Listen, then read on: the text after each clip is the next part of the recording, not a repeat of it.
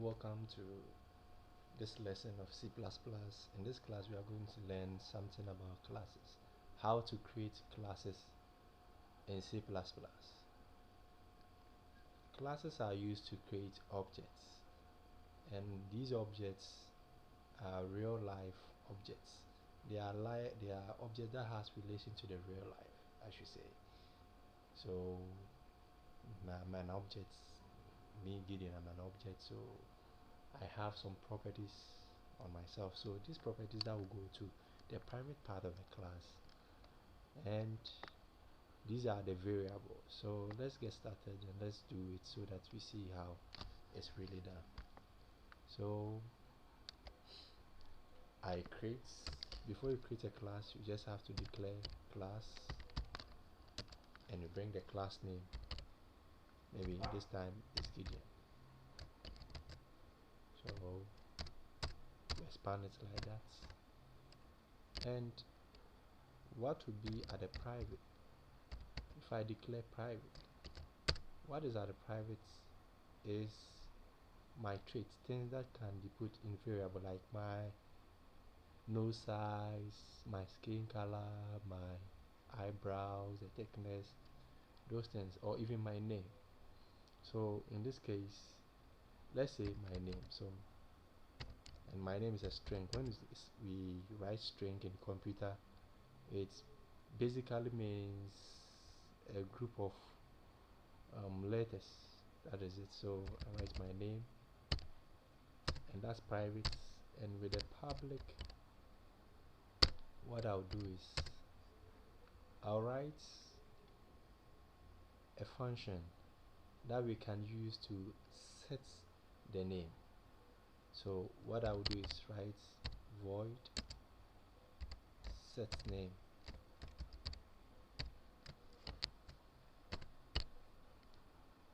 and a function to get the name. So I write void to be string, because since to be returning a string, gets name. Anyway, these are the prototypes. What I'm doing here is the prototypes. This with a semi-comma here is the prototypes of the function. So properly, if you want to write it well, this is the way out.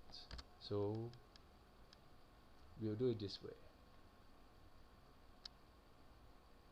Void name of the class is Gideon. Good. And the function name is set name. And in the set name, you have to set the name of the string. So the return type is a string. Look at it very well. It's a string. So you pass inside. So you pass a string inside.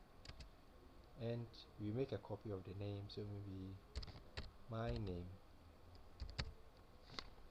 So I copy this prototype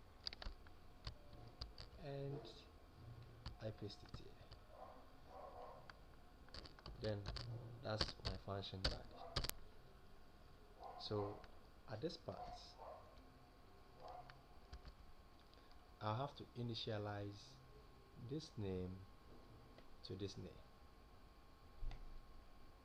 So this is how it's done. So NAME is equal to my name. It's been initialized. So this name is equal to that name. Okay. So after it has been set, you have to get it. And in this case, you will get it. You will get the name, and you know the name will return a string. So you will definitely have to begin with it. So string Gideon, class name, the name of the class is Gideon, so and gets name, and it has no parameters. So, and we write here return name. So let's see, let's check whether it can still run. Well, let's see whether it can run very well. Yeah, so our program is running but nothing is being printed. So how do we do it? In our main, that's where we are going to do the job. So you write Gideon, the name of the class, you create the object here, the objects, and you create the object here, then write in objects here, the object dot set name. The set name will have a string, so automatically the IntelliSense is provided right to have a string and a name. So I'll pass in a string. My name is, one of my name is Kofi. So that's it. So I have the same objects and I'll get the name.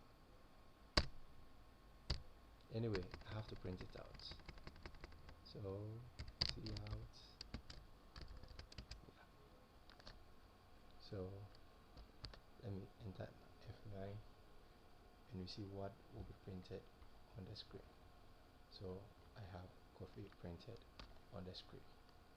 What I did is the class Gideon, it has a trait, and the trait is the name, maybe the surname or something. And we created two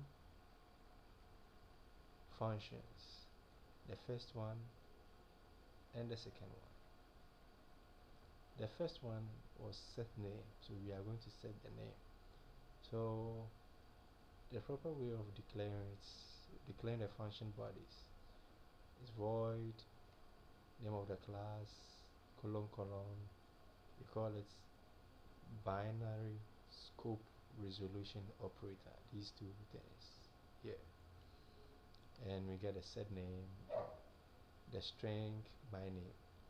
So name is equal to my name, so string Gideon get name is return name. So at the end we did this thing here, we created an object of Gideon and we use the object to access this function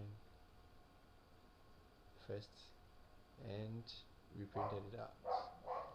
So hope it's done very well, and we jump to my next tutorial and we'll talk much more on that and come to understand it more. Thank you for watching.